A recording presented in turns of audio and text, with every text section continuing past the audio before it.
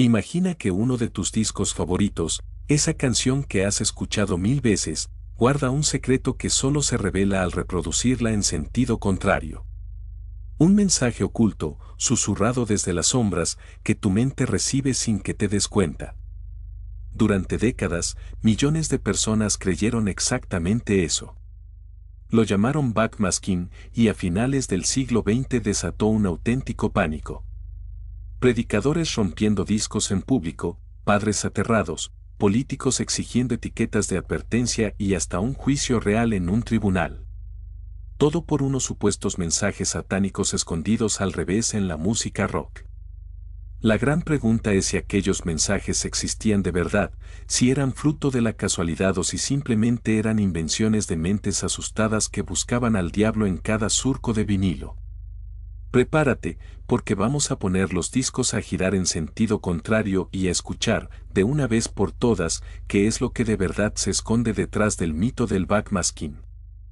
El backmasking consiste en grabar un sonido o un mensaje de manera que solo se entienda al reproducir la cinta al revés. La técnica no nació con intenciones oscuras. De hecho, se dice que fueron los propios Beatles, en plena etapa de experimentación en el estudio, quienes popularizaron el juego de invertir sonidos por pura curiosidad artística. El problema llegó cuando algunas personas empezaron a sostener que ciertas bandas escondían mensajes deliberados, y no cualquier mensaje, sino invocaciones al diablo. Aquí aparece un concepto clave para entender todo este fenómeno. Nuestro cerebro está diseñado para buscar patrones, sobre todo voces y palabras, incluso donde no las hay. Si a alguien se le dice de antemano qué frase debe escuchar en un audio confuso reproducido al revés, es muy probable que la escuche, aunque en realidad solo haya ruido. Ese fenómeno tiene nombre, y sería la explicación más razonable detrás de la mayoría de estos supuestos mensajes ocultos que tanto miedo causaron. Ninguna canción quedó tan ligada al mito del backmasking como Stairway to Heaven, de Led Zeppelin. En los años 80 empezó a correr la afirmación de que, al reproducir cierto pasaje de la canción al revés, se escuchaban frases inquietantes que hacían referencia a Satanás. Predicadores la usaron como prueba definitiva de que el rock estaba corrompiendo a la juventud y el rumor se extendió como pólvora. Lo cierto es que la banda siempre negó haber escondido nada, y todo apunta a que se trata justo del fenómeno que mencionamos antes. Si te dicen qué frase buscar, tu cerebro la fabrica a partir de sonidos que en realidad no significan nada. Es prácticamente imposible que una letra escrita para sonar bien hacia adelante genere, por pura casualidad, un mensaje coherente y satánico al reproducirse al revés. Aún así, el poder del mito fue tan grande que, para toda una generación, Stairway to Heaven quedó marcada para siempre como la canción del mensaje oculto del diablo. Los Beatles aparecen 2 veces en esta historia, y de maneras muy distintas. Por un lado, como pioneros que jugaron con sonidos invertidos por pura creatividad.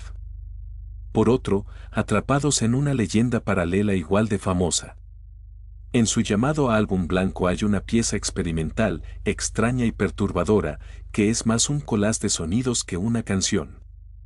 Se dice que, al reproducir cierta parte al revés, se escucha una frase macabra que muchos interpretaron como una señal.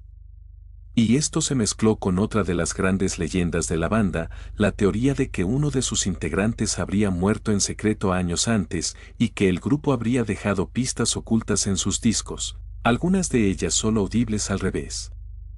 Ninguna de estas afirmaciones se comprobó jamás. Pero el aura experimental de la banda, sumada a lo inquietante de esa pista concreta, la convirtió en material perfecto para quienes buscaban mensajes escondidos acechando en el vinilo.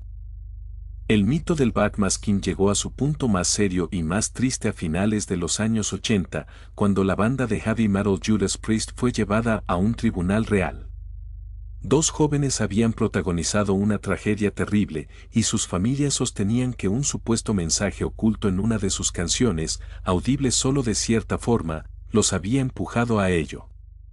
El caso se convirtió en un fenómeno mediático enorme, porque por primera vez se discutía en serio, ante un juez, si una canción podía contener órdenes ocultas capaces de controlar a quien la escuchaba. Tras analizar las pruebas, el tribunal terminó desestimando la acusación, al no encontrar evidencia de que la banda hubiera insertado mensajes deliberados ni de que un sonido invertido pudiera provocar semejante efecto en una persona. Fue, en cierto modo, el juicio del pánico satánico entero. Y aunque la banda quedó libre de culpa, el caso mostró hasta qué punto el miedo a los mensajes ocultos se había apoderado de toda una sociedad. Con el tiempo, el pánico del backmasking se fue apagando, y hoy la mayoría de los expertos coincide en que casi todos aquellos mensajes eran producto de nuestra propia mente, empeñada en encontrar voces y significados donde solo había ruido reproducido al revés. Fue, sobre todo, el reflejo de una época asustada, que veía al diablo escondido en la música que no entendía. Y sin embargo, hay algo fascinante en todo esto. La idea de que un sonido pueda esconder otro, de que lo que escuchamos hacia adelante guarde un secreto invisible al oído normal, sigue teniendo un poder hipnótico.